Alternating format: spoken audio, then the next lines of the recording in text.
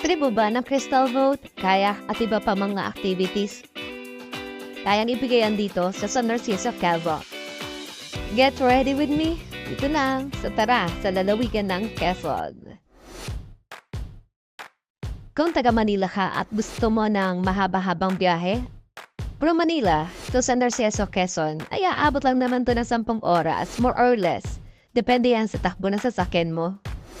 Eto na ang pagkakataon mo para masolo mo yung kadate mo. Siyempre, ika nga. Bakit lalayo ka pa kung kasama mo ay buwangera? Aba, iwan mo na. Char lang. At nakarating na tayo dito sa NU Palm Beach Resort. At ang balita ko, kailangan mo daw mag-advance booking dito dahil laging ubos ang kanilang slot.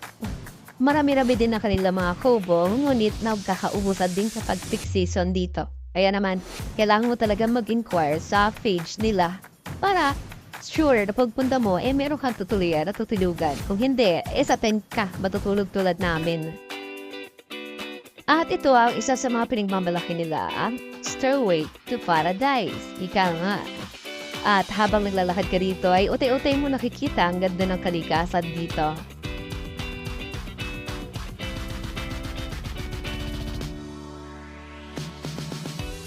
At kung gusto mo naman ng puting buhangin, huwag ka mag-alala dahil active naman nila ang puting buhangin dito. At habang nandito ka, ay mararamdaman mo talaga yung masasabi mo, ikaw ang aking pahinga. Dahil sa linaw ng tubig, lamig ng kapaligiran at syempre, white sand. At ito na nga, in-experience na namin ang kanila pinagmamalaki rin na Crystal Boat na kung saan pwede nyo rentahan itong bangka na to. At pwede ka rin magtatakbo dito dahil wala kang mararamdaman sa paa ng mga bubog kasi nililinis nila lagi. Marami silang uri ng mga bangka na pwede mong rentahan at gamitin. Explore na natin itong mga gantong bagay kung pupunta tayo sa mga resort. At tulad nito dahil iba ang mga experience kapag ganito. Yung hindi yung tipong nanonood ka lang sa kanila, kundi ikaw mismo ang nakakaranas ng saya. Eddie go, sabi ng mama mo.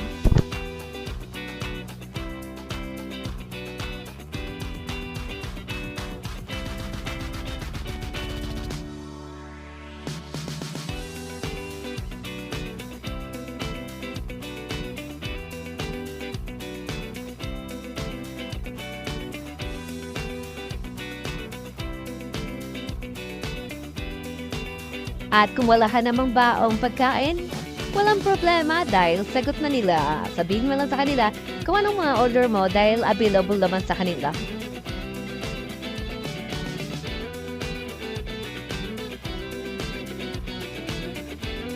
At mukhang naparami ang aming kanin dahil sa inihanda nilang pagkain. Kaya naman ay gutom muna kami dito sa ibaba at magpipictorial kami ngayong ganda ng gabi. At ito may sample ng mga photoshots namin.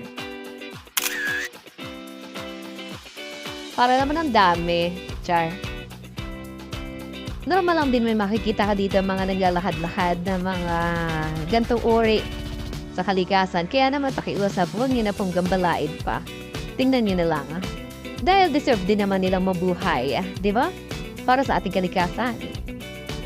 Sa tent na kami natulog kasi fully book na po ang mga kubo nila. Kaya naman, advance na dapat.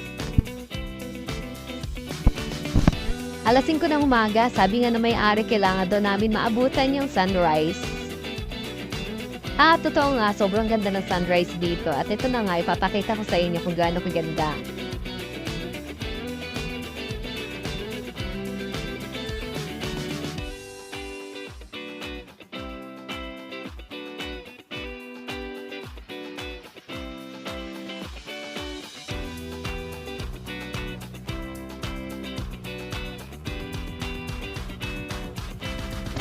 Ako pansin din yung ginawa ng aso na hindi ko alam may aso pala naglalaro sa tubig ngayong umaga. Kaya naman nag-enjoy ako at pinanood ko talaga siya.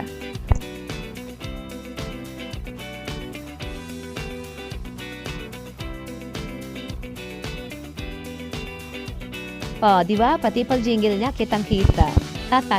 Char.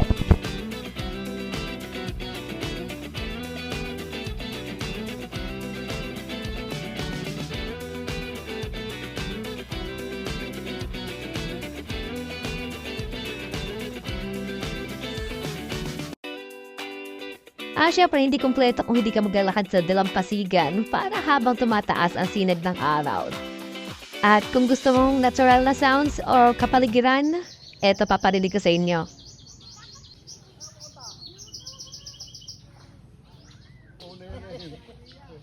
Hindi grounded at sobrang peaceful po dito, promise. It's time para naman sa almusal natin or breakfast. Huwag kayong mag-alala kung wala kayong pagkain dahil available din naman sa nila mga breakfast dito. At ito na nga, ang sarap ng diles na tuyo, longganisa at itlog. Tapos may mainit na kape. Sarap. Tara na. Chibugan tayo na.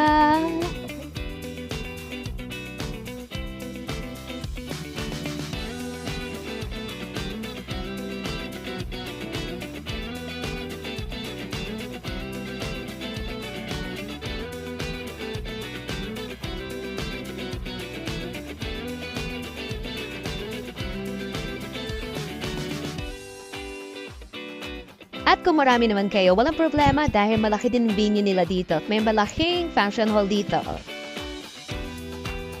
Again, maraming salamat po sa inyo at maraming salamat sa Inyo Palm Beach Resort.